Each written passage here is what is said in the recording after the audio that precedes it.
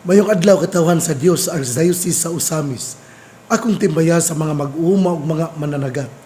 Ako pong timbaya sa tanan nga mga matuohon nga aduna gyud pagsalig sa mga kaparian, sa mga madre ug sa tanan nga mga lideres sa ato nga kapagtuong Katoliko Romano. Salamat ninyo tungod sa inyong pagsalig. Kamo mitabang aron ang 132nd Plenary Assembly sa itong mga kaobispuhan dinhi sa Pilipinas nga ilang gihimo dinhi sa Amurab, Libertad Bago, Sinakaban, Misamis Occidental, mamahimo gayong malamposon. Mingon ako nga mga matuohon nga misalig tungod kay pinagi sa inyong pagsalig, mitabang man kamo sa pag-ampo, mitambayayong man kamo aron ang pagbisita sa mga obispo, sa mga lain-lain nga mga lugar, aron mohimo sa misa, nahimo gayong successful, nahimo gayod nga mabungahon, tungod kay mitambayayong man kamo. Salamat kaayo. Unya, pasalamat pud ko sa ato nga LGU, sa Local Government Unit sa probinsya sa Misamis Occidental. Kay kung wala pa, maglisod yun ta. Muna nga, salamat yun kaayo. O kini, nakahatag kini o dako nga impact sa mga kaobispuhan. Sila miingon, nindot di ay, kung adunay mayong relasyon, ang simbahan o ang LGU. Kay pinaagi ni ana, kita makasinati sa kalinaw o pagsinabtanay. Busa sa ato nga gobernador, Attorney Henry S. Waminal, sa ato nga vice-gobernador Rowena Gutierrez, sa ato nga mga board members, sa ato usab nga mga mayores, sa ato nga mga representative, sa ato nga mga Congressman Jason Almonte, Congressman Sancho Fernando Ando Waminal o Congressman Indy Waminal, salamat kaayo. Unya, ako pong pasalamat sa mga mayor nga among naadtuan. Ang mayor sa Dunbic, ang mayor sa Sapangdalaga, ang mayor sa Lupisaina, ang mayor sa Plaridel, ang mayor sa Pangdalaga, ang mayor sa Oroqueta, ang mayor sa Clarin, ang mayor sa Tanggob, ang mayor usab labi na gayod dinhi sa Usamis City, si Mayor Sam Fuentes. Busa salamat niyong tanang mga mayor nga mitambayayong kanako.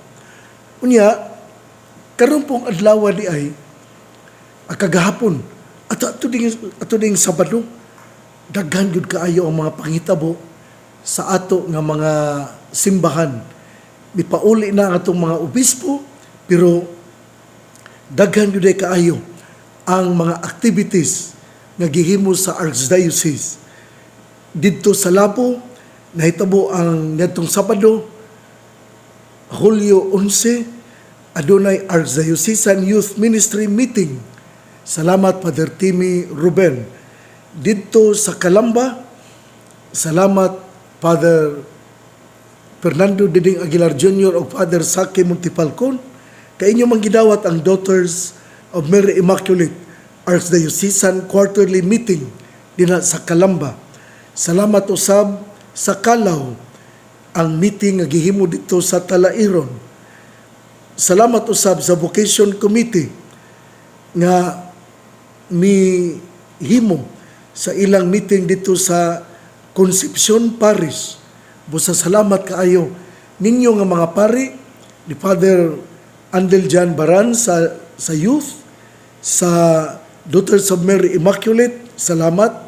Sa Calaw si Father Tony Sagrado, sa Vocation Committee, salamat kaayo ninyo nga mga pari nga mi tabang gayod aron ang meeting sa archdiocesan level mamahimo gayong mamaayo gayon.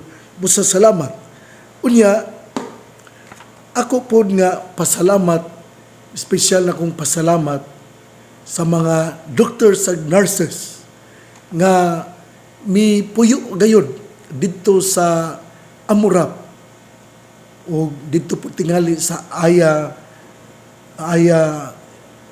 Hotel 2, Hotel and Residences. Nya kay giganahan gud kayo ang mga obispo nga dunay mokuha silang sugar ug dunay mokuha silang blood pressure.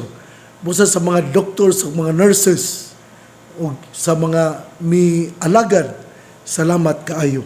Ang atong ebanghelyo karong adlawng Lunes, Hulyo 13, atong kutloon sumala sa ebanghelyo ni San Mateo. Mingon si Jesus siyang mga tinun-an, ayaw kamo pagunahuna nga mianhi ako ron pagdalag kalinaw sa kalibutan. Dili kalinaw ang gidala ko, kundili espada.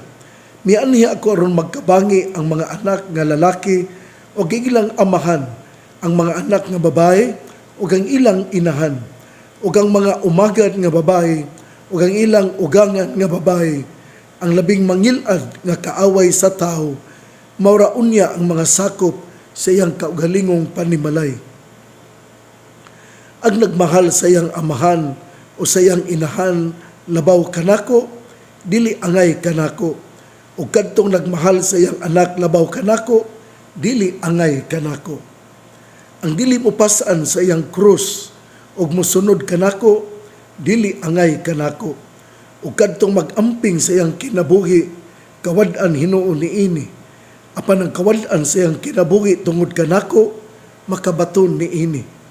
Ang mudawat kaninyo, mudawat usab kanako. O ang mudawat kanako, mudawat usab kaniya nga nagsugo kanako. Ang mudawat sa sinugo sa Dios tungod sa iyang pagkasinugo sa Dios, gantihan usab sa ganti nga madawat sa sinugo. Ug ang mudawat sa tinuod nga maayong tao tungod sa iyang pagkamaayong tao, gantihan usab sa ganti nga madawat sa maayong tao. O hinumdumi kini, kadtong magpainom bisan nalag bugnawng tubig sa labing ubos sa akong mga sumusunod, tungod kay siya akong sumusunod, gantihan gayon. Human pahimangnuin ni Jesus ang iyang napulog duha ka tinun-an, bibiya siya niadtong dapita o miadto sa kasikbit nga mga lungsod aron pagtudlo o pagwali. Ebanghelyo sa atong Ginoo. Ang pagtulunan sa atong ebanghelyo mao nga ato gayong ibutang si Jesus nga number 1 sa atong kinabuhi. Gani mingon man siya nga kung kita nagmahal labaw pa sa atong amahan ug inahan, ang atong ginumingon, ang nagmahal sa iyang amahan ug sa iyang inahan labaw kanako, dili angay kanako. Tungod kay ang atong Ginoo gusto gyud nga mohatag og pagtulunan nga siya gyud ang Dios gyud moy atong hatagan sa atong kinatibuk-an nga pagmahal. Importante kini alang sa atong pagka-sumusunod. Ug mao man bitaw nga atong Ginoo miingon, wala ako moanhi aron pagdalag kalinaw sa kalibutan. Dili kalinaw ang gidala ko kundi espada. Unsa may buti pasabot sa atong Ginoo? Ang atong Ginoo buot lang musilsil sa alimpatakan nga kung kita mosunod kaniya, doon lagi pa nagbangi. Kung kita mosunod sa atong Ginoo, buhaton nato siya nga number 1, ang values ni Jesus mao gayud ang ato nga sundon. Distorted values maron ang uban. Bisan gali ang atong mga ginikanan, usahay distorted man, dili man insakto ang ilang mga pagtulunan usahay. Nganong nakaingon ko ani ini? Kusog man kay silang moingon nga kinahanglan atong labanan ang kamatuoran. Pero kung dula na gali mo suborno nila, dili naman sila musulti sa kamatuoran. Mao nga ang atong Ginoo gahiskot gayud nga dili kalinaw ang iyang gidala kun dili panagbangi. Dili kalinaw ang gidala ko kun dili espada. Aron ipatigbabaw sa atong Ginoo nga kun adunay balabag nga makababag sa atong paghatag sa atong obedience ngadto sa Ginoo, kinahanglan nga ato kining isalikway, ato kini nga ihikling ug ato gayud nga sundon ang tambag sa atong Ginoo. Gani usa sa gisulti sa mga naghatag og reflection, mingon sila, our family relationships can become thorny ground in two ways. First, our loved ones might not support our decisions of faith and may even directly oppose what God wills for us. Second, our own over-attachment to them can hinder us from doing what God wants us to do. We can be tempted to make the love of family and friends our priority, putting God in second place. Jesus declares this unacceptable. It is not worthy of Him. When we must choose between God and our family and friends, the right choice is total dedication to God. Even though this choice will bring not peace but a sword to our household, in the difficulties that arise, we discover a deeper peace. The peace that we find in the will of God is far greater than the peace that comes from harmonious human relationships. The love that God plants in our hearts enables us to love others with an even greater love, not natural love, but supernatural love. Dinhi, giklaro gyud nga ang ato nga priority mao gyud ang Ginoo. Mao na nga atong Ginoo sa Ebanghelyo miingon, ayaw ka mo paghuna-huna nga miani ako rong pagdalag kalinaw sa kalibutan. Dili kalinaw ang akong gidala kundi espada. Aron isilsil sa alimpatakan nga ang Ginoo mao gayud ang atong priority. Dili ang atong pamilya, dili ang ato nga mga amigog amiga. The values of our Lord Jesus Christ must be supreme in our knowledge, so that there will be no other choice except God alone. Muna ang importante. Unya ang ikaduhang punto dinhi mao na dayon ang unsay buhaton aron ato gyud nga mahimo nga priority ang atong Ginoo. Mingon diri, ang mudawat kaninyo mudawat usab kanako, ug ang mudawat kanako mudawat usab kaninyo mudawat usab kaniya nga nagsugo kanako. Gini gipakita nga kung kita gipadala tungod kay atong priority ato mang Ginoo, kita musugot gayud ug atong hinumduman nga kung kinsa kadtong mudawat kanato sila mapanalanginan usab. Unya og maymayan ang mga katawhan nga ang mudawat sa pinadala siya gantihan sa atong Ginoo.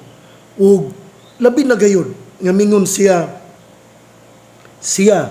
nga maghatag og bugnawng tubig sa labing ubos sa akong sumusunod, siya gantihan usab. Dinhi atong makita ang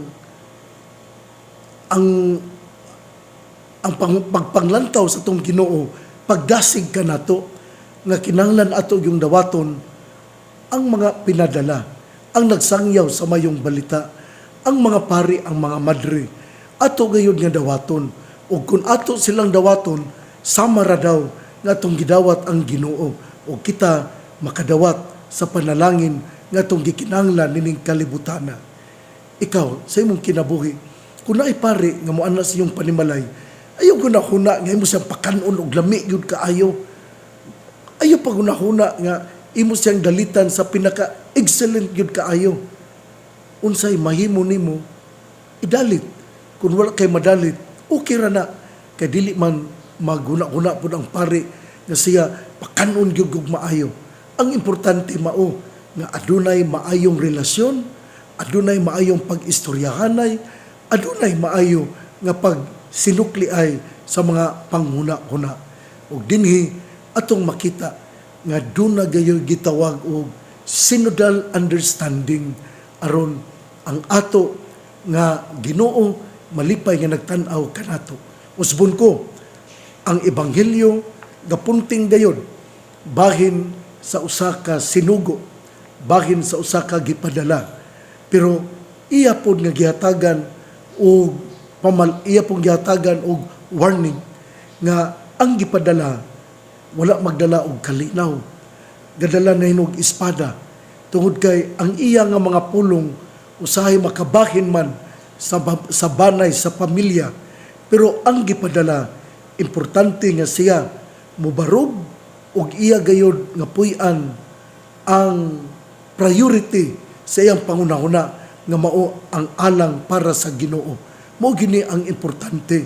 Mao man bitaw nga gihatagan og example nga kung ang inahan o amahan balabag o igsuon kinahanglan nga dili gayud nato sila sundon og mihatag pamanggali og pahimangno nga ang ebanghelyo nga miingon ang dili mo pasan sa iyang krus ug musunod kanako dili gayud angay kanako ug kadtong mag-amping sa iyang kinabuhi kawad-an hinon niini apan ang kawad-an siyang kinabuhi tungod kanako makabaton niini. Mao kini ang importante sa usa ka sumusunod, ang usa ka pinadala, ang usa ka gisugo nga magsangyaw sa maayong balita. Og siya usab nga mudawat sa pinadala tungod kay nakailas siya nga kining tawana pinadala gantihan usab sa Ginoo. Og mingon ang ebanghelyo samara nga kun imong gidawat ang pinadala daw imo siyang gihatagan og bugnawng tubig ug tungod kay imo kining gihimo hatagan ka sa panalangin sa usa ka panalangin nga gikan sa Ginoo. Igsuon ang mayong balita nga mangpulong ni Hesus, ang iyang pamation, pamalandungan ug panangkimutan nga mapuy-an. Mulahan ang tawo nga namati sa pulong sa Ginoo, sama siya sa kahoy nga gitanom, daplin sa usa ka sapa, kansang dahon dili gayud malaya. Tempo sa timbunga siya mamunga. Igsuon, ugma na usab. Ako din pasalamat yo sa tanan. Dili tingali nako masulti ang tanan. Pero sa tanan nga mga kaparian, akong pasalamat sa tanan nga mga katawhan ninyong tanan. Salamat jud kaayo. Unya ako pong pasalamat yun sa ato nga mga lay ministers. Mga lay ministers, si Father Jestoni Gonzaga, may padala na siyang pasalamat ngadto sa transportation team ngadto nila ni Minardsky Flores, ni Pastor Noel Constantino, ni Sir Danny Tuba Abordo, ni Danny Yang, o labi na gayud ngadto ni Ma'am Lorelai Humalon Yi. Salamat kaayo ingom nan usab sa ato nga mga sa DXDD ninyong tanan dili nako matagsa-tagsa. Salamat kaayo panahon sa 132nd Plenary Assembly kamo ang gahatag o kusog aron mamahimong malampuson mabungahon ang maong panagtigom sa kaobispuhan sa Pilipinas. Salamat o hinaot nga ang kapistahan sa Mahal nga Birhen Maria nagisangpit sa mga misamisnon nga Birhen sa Kuta nga may tabo karong Hulyo 16 ato kining tambungan. Dili tingali ako makasulti sa mga sa ulog sa nobina tungod sa kini sa ako karong gibati. Pero sagdi lang ang Mahal nga Birhen Maria kun ana ang atong inahan kita hatagan gayod sa maayo nga panghuna-huna o sa maayo nga panglawas kay siya muampo man alang kanato. Busa karon nagsugod na ang nobina alas 5 ang nobina o hinaot nga kadtong gusto nga moapil atong ipakita ang ato nga debosyon, rain or shine, moadto kita sa kuta o niining yugtoa, niining kagahapon, Domingo, agagap atong Sabado. Ako din pasalamat ni Attorney Pearl Puentes Uwaminal kay mipadala siya og snacks para sa mga kuta shrine servers. Salamat kayo Attorney Pearl sa imong paghatag og snacks sa ato nga mga servers ug sa ato nga mga pari nga mosaulog sa Santos nga misa. Ang pangaliha sa Malngel Birhen Maria nga gisangpit sa mga misa misnon nga birhen sa kuta, ang Ginoo magapanalangin kanatong tanan sa ngalan samahan sa Anak ug sa Espiritu Santo. Amen. Magampo kita.